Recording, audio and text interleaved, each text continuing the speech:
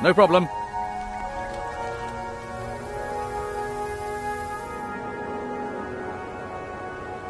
No problem.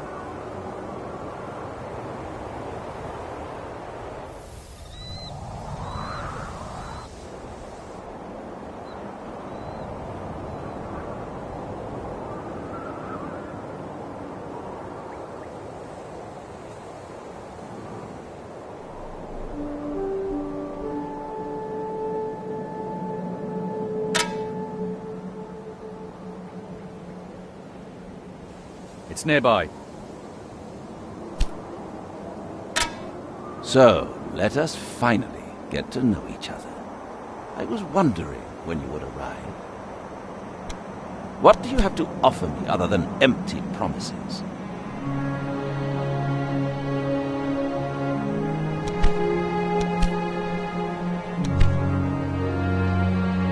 Your offer is not compelling.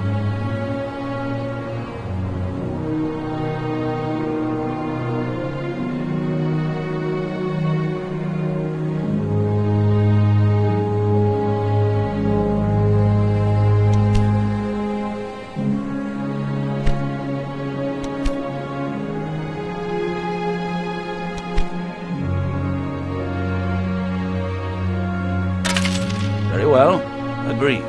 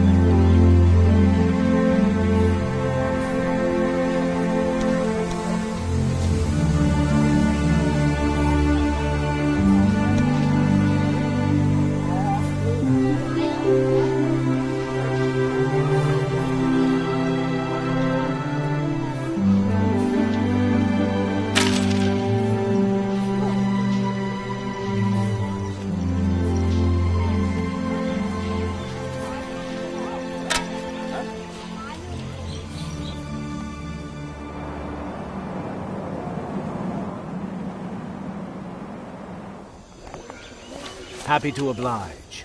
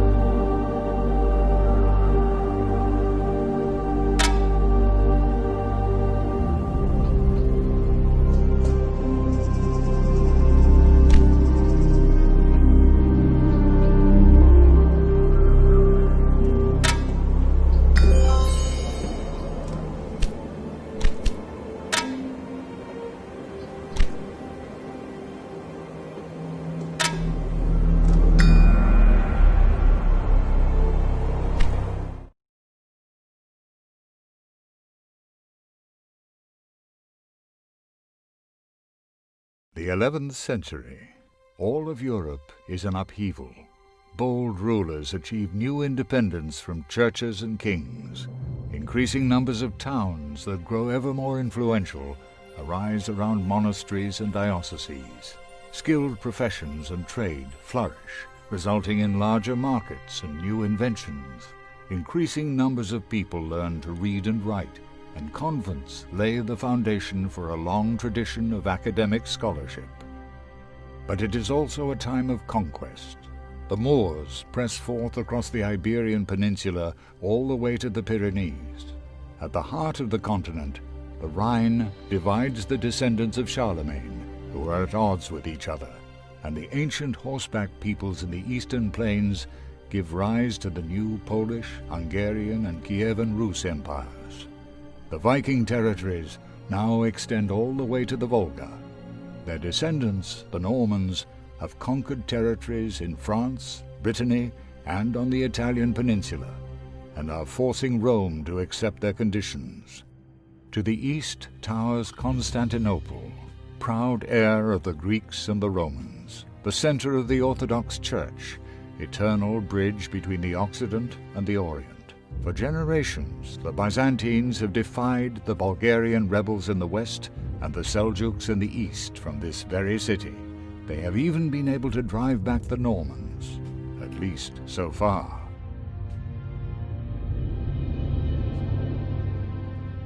The rural population desires the safety that towns and cities are able to offer, but these also need to protect themselves from the greed of foreign rulers and plundering mercenary hordes. It is not enough to simply provide protection and jobs. A ruler can only consolidate his economic and military position if he continues to found additional towns and build new trade routes, and in this manner expands the territory under his dominion. The story I would like to tell you begins in Byzantium. At this time, the empire controls all the territories between the Balkans and the sources of the Euphrates. Budding principalities, most of which are ambitious and unscrupulous. In the Senate of the capital city, Constantinople, their representatives are embroiled in a constant power struggle with the emperor.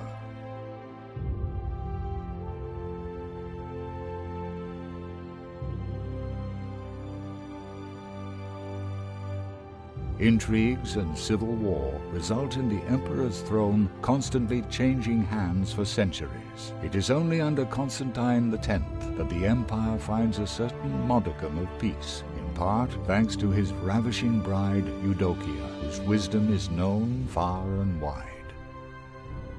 The hero of our story grew up in Sofia, far away from the imperial court, but his rise to power will be unparalleled.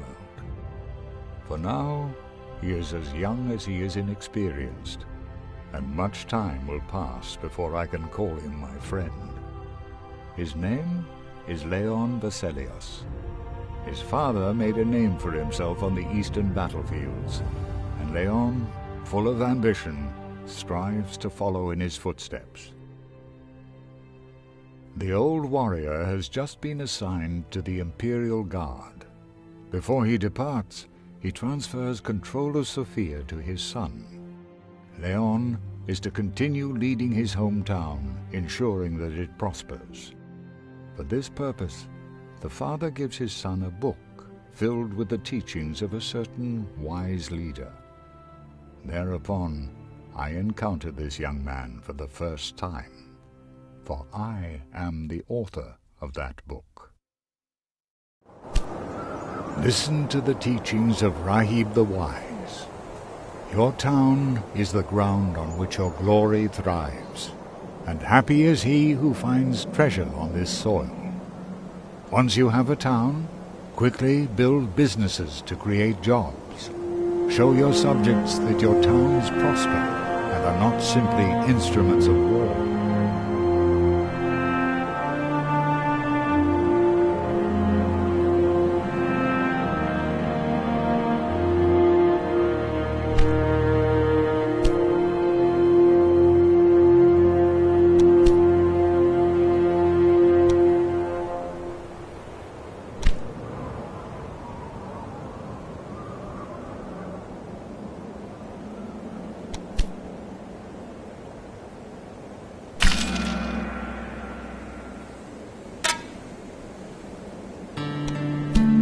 On new businesses, the success of your orders will only become apparent when your market has the right commodities on offer.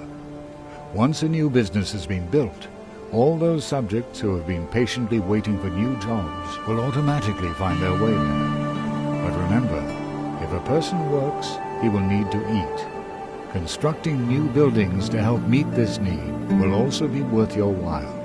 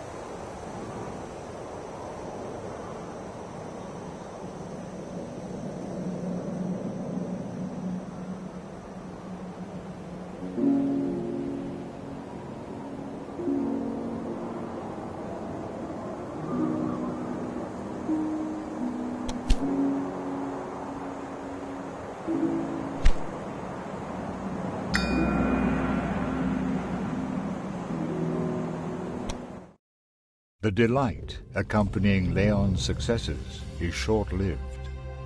An imperial courier bears the appalling news. Murderers, hired by an unknown party, surprised the emperor in his chambers. His personal guard fought bravely, but the poison on the assassin's weapons was too strong. The emperor succumbed to his wounds, and so did Leon's father. A great responsibility now rests on Leon's shoulders. As the new head of the royal house of Vesalios, he is, of course, expected to travel to Constantinople for the burial. His family has been a close friend of the imperial family for generations. But after the ceremony, the strong-willed Eudokia is to take the throne, and nobody knows what the future holds.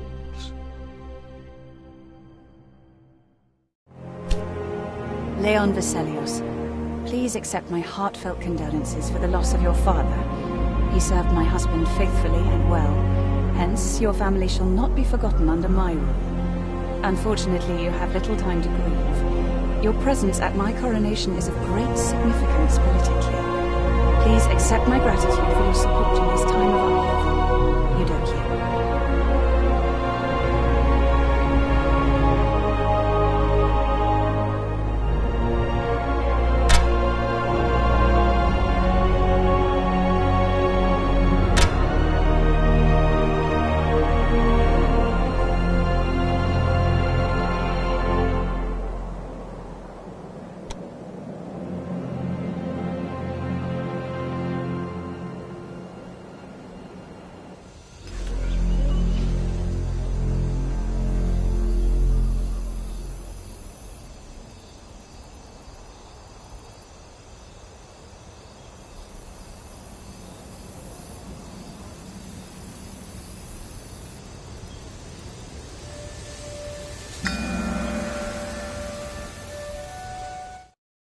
It seems as though all of Constantinople has arrived to send the emperor off to his final resting place.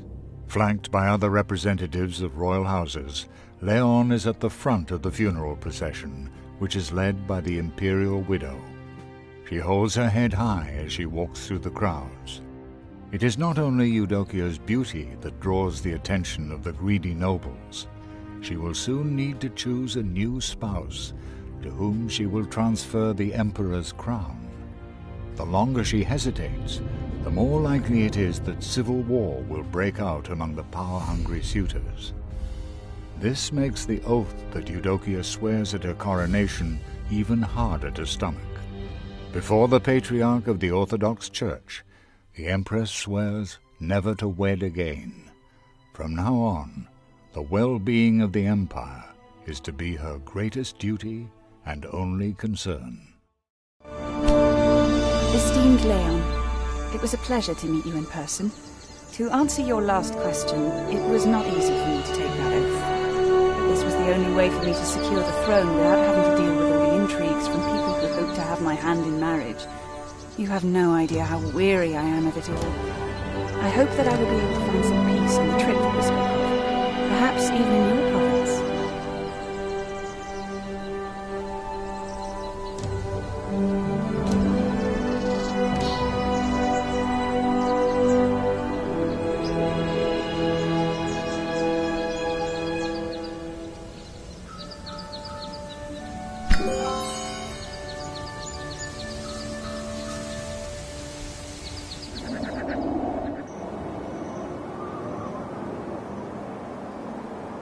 I can't do that. That's not possible.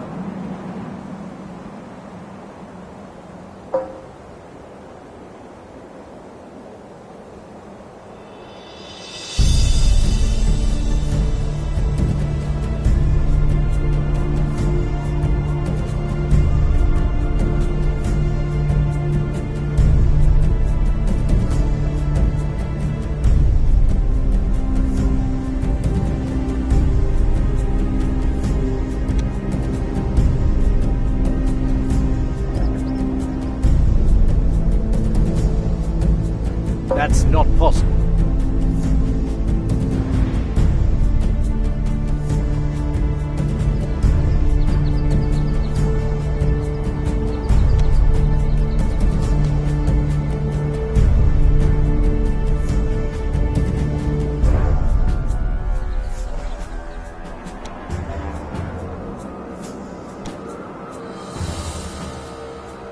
I can't do that.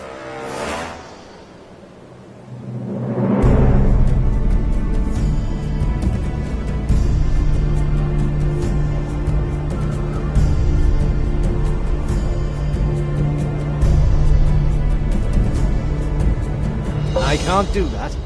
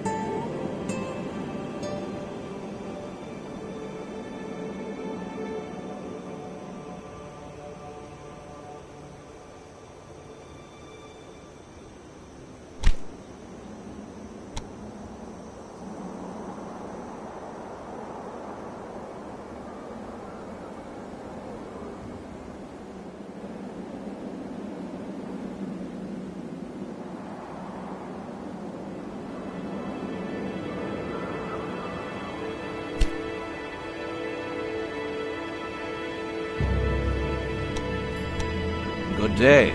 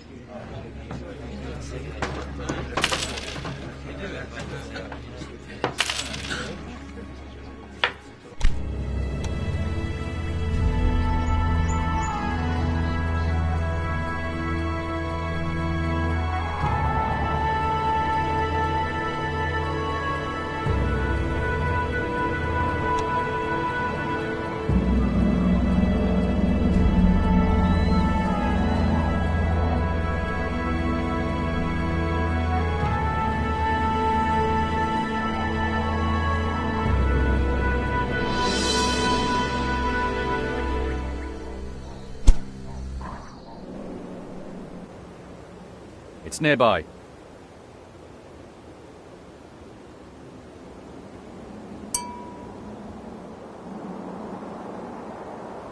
Let's get on with it.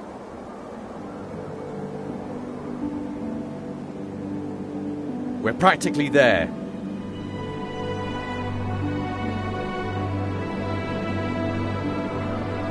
It's nearby.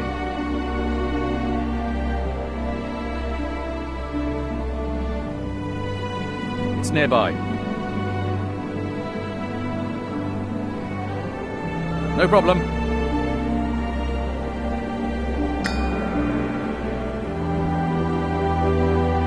The trade route to Constanta has not been repaired since the last war. It would be helpful if you could rectify this, as I will most likely be traveling to Sofia by Constanta.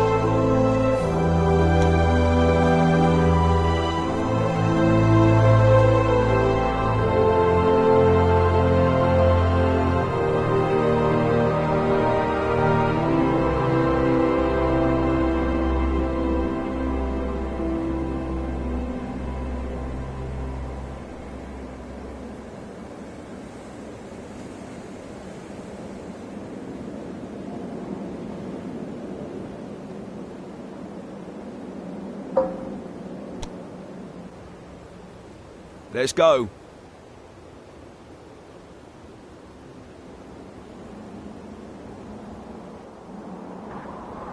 We're almost there.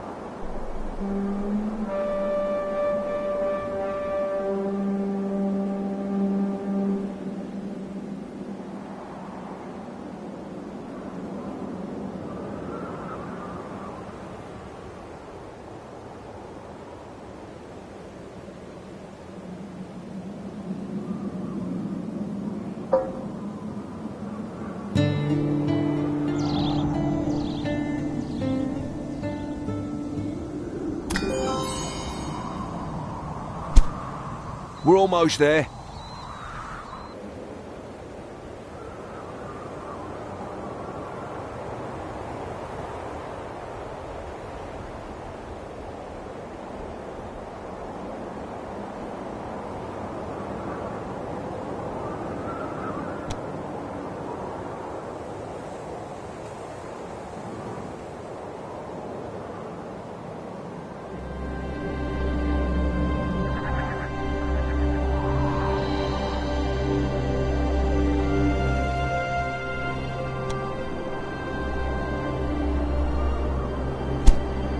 That away.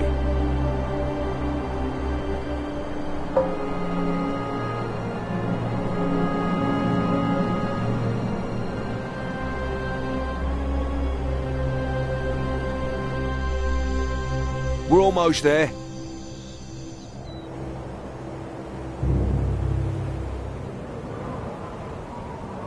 That away.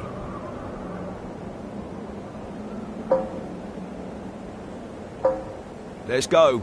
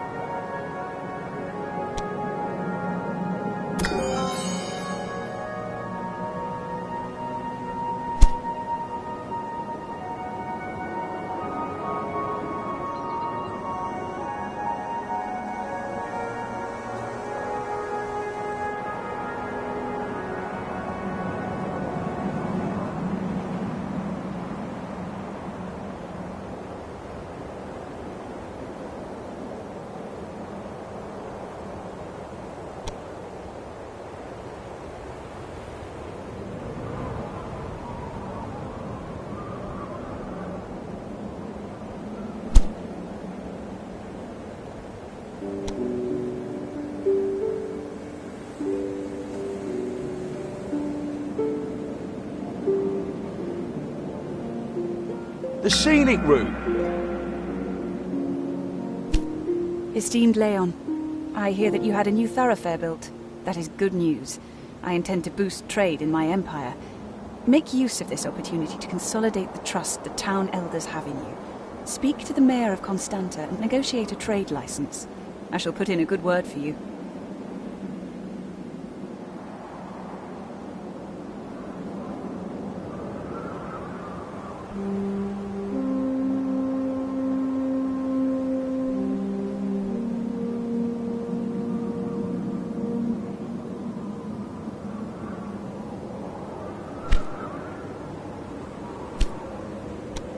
Welcome.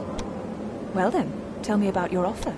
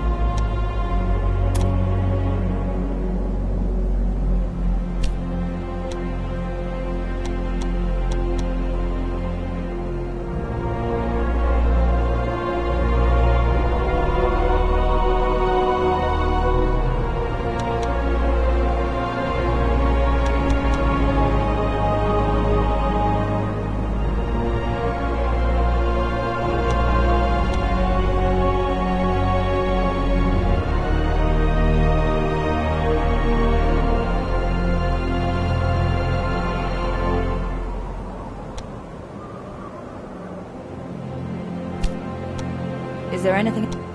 Well then, tell me about your offer.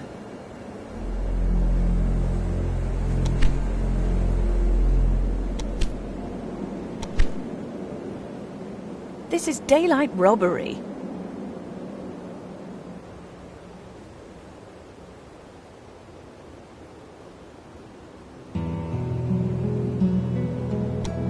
Well then, tell me about your offer.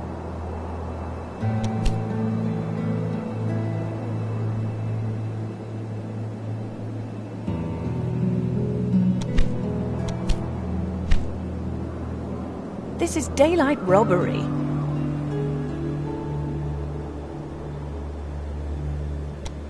Well then, tell me about your offer.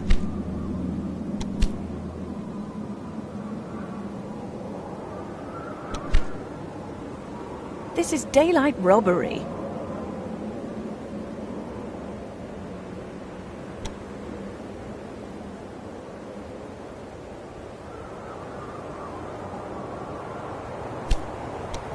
Is there anything else we need to clarify?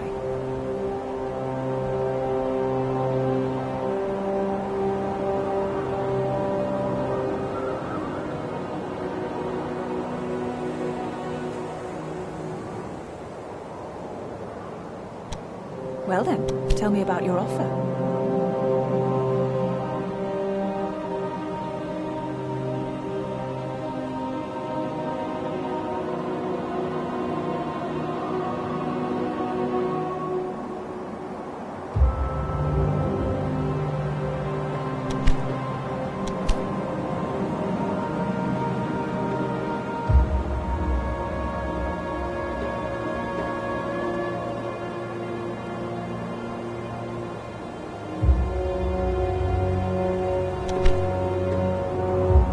Why should I accept that?